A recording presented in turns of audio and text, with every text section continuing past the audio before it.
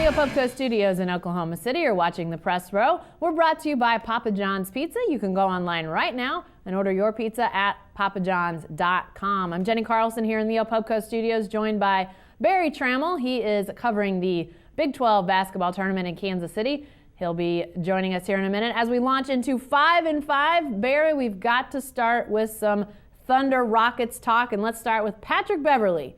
Dirty or pesky? Which is he, Barry? Oh, he's more pesky than dirty.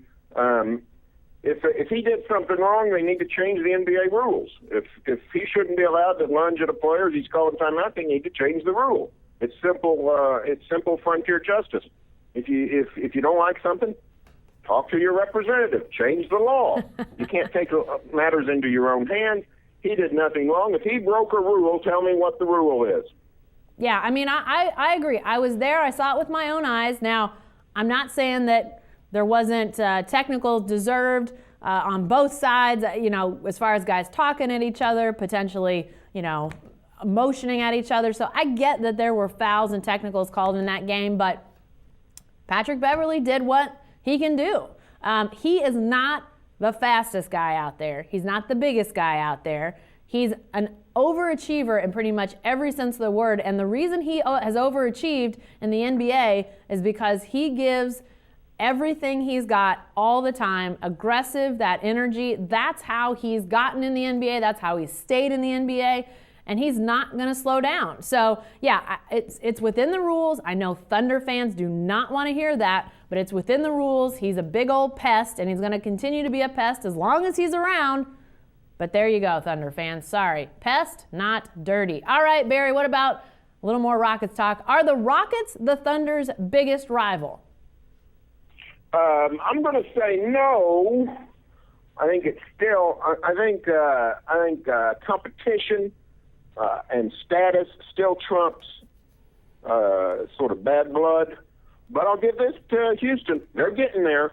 I mean, I would still put San Antonio maybe at the top, but the way these guys are going, they clearly don't like each other. That was fabulous theater on Tuesday night with Beverley against Westbrook, with Francisco Garcia against Kevin Durant, with Steven Adams against anybody who was trying to get near him, with James Harden and against Scott Brooks, which was the best of all.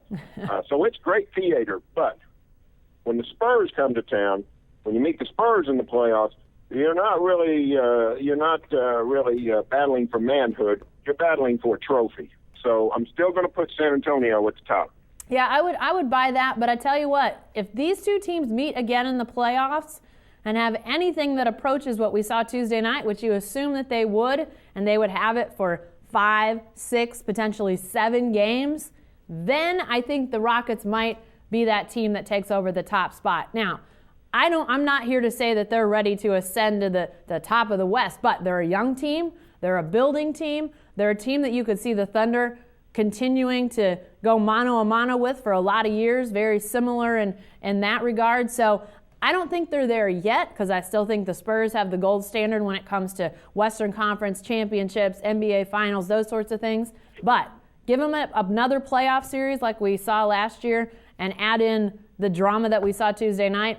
I think the Rockets are there. The hate is definitely there on the court. Barry, you mentioned the James Harden, Scott Brooks thing.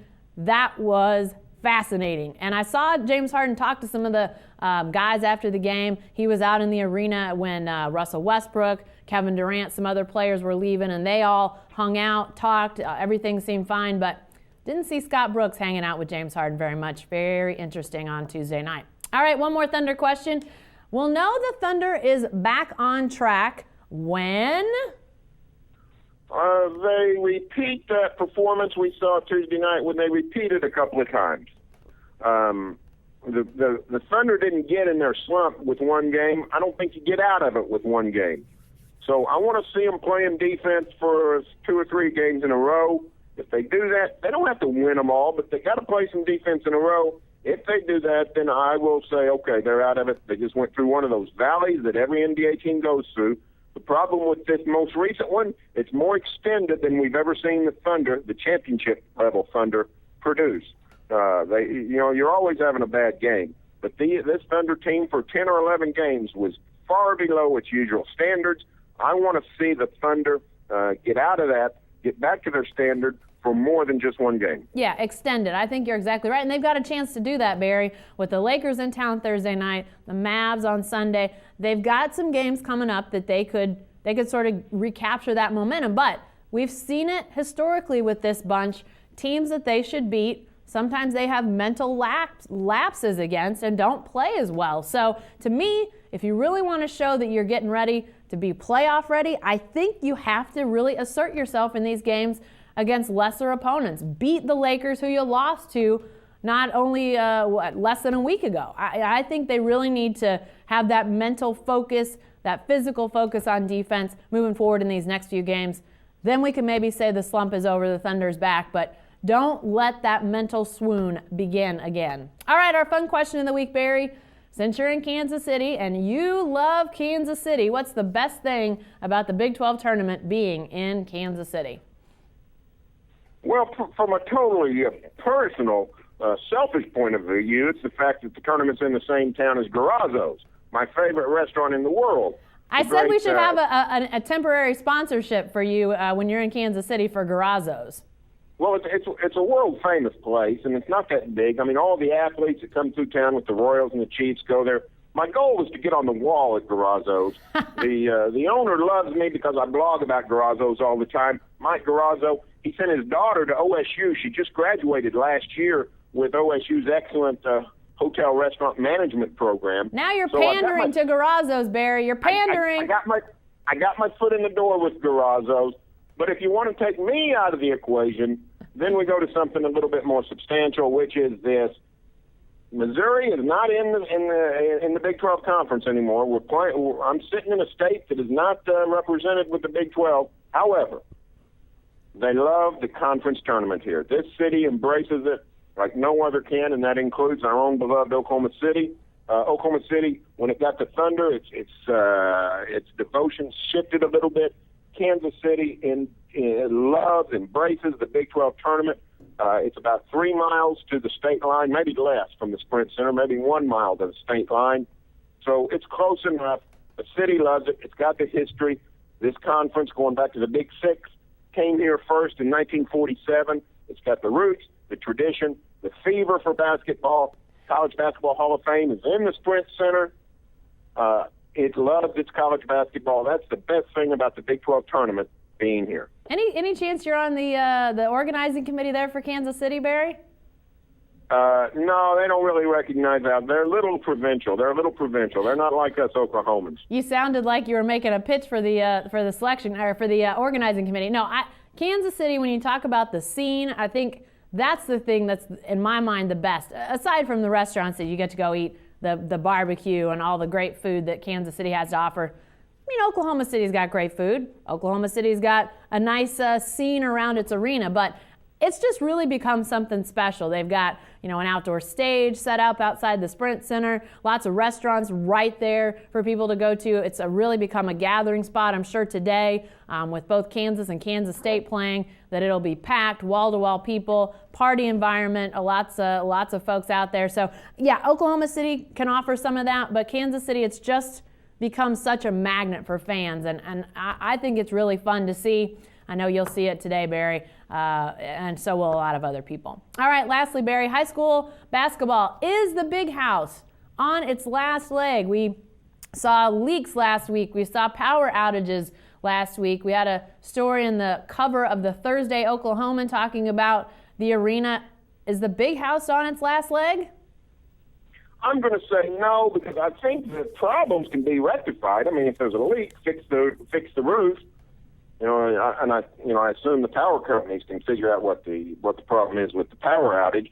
I just think the big house and the fairgrounds are the perfect place for the small school, which is 4A and below state tournaments. I think we've accustomed people to coming to a place where there's plenty of parking. Parking is free. It's not the most elegant arena around. It doesn't have the most amenities, but it does have the old school atmosphere. And the people who come to high school basketball state tournaments, 4A and down, are old school. So if you're asking people to go to to go to downtown to the Chesapeake Arena. I think you're going to have parking problems. And by parking problems, I mean people are not accustomed to paying to park. They're not going to want to do that. You can't go to Tulsa with the small schools because the small schools are predominantly in the western part of the state on the lower levels. So I think the answer is just to spruce up the big house. As much as I would like to see both arenas downtown in Oklahoma City used as sites, it would be so cool to have people able to walk across the street, to go back and forth between the two potentially. You know, to me, that would be an awesome, awesome scene, especially this week when you've got classes 6A through 2A playing. You're now split. You could bring everybody together to the same site. But the parking is a problem. People would crow if they had to pay to park and be there all day in downtown Oklahoma City, especially on Thursday and Friday, the first 2 days of the tournament. But the big house has problems. It's one thing for it to be a little drab, to maybe need some new seats or some paint or that sort of thing. It's another thing when you've got towel girls running out every chance they get to wipe up water on the floor, right where players are running. That becomes a hazard. That has got to be fixed. It's one thing if it's, it would be a little bit nicer to do some things for fans. It's another thing when you're talking about player safety, game integrity, those sorts of things. They've got to get that fixed. OSSAA and its member schools have got to push that. Otherwise, you don't want to have a kid slipping and falling. That would be the worst thing ever. Be sure to stay with the best coverage team anywhere at newsok.com and every day in the Oklahoma.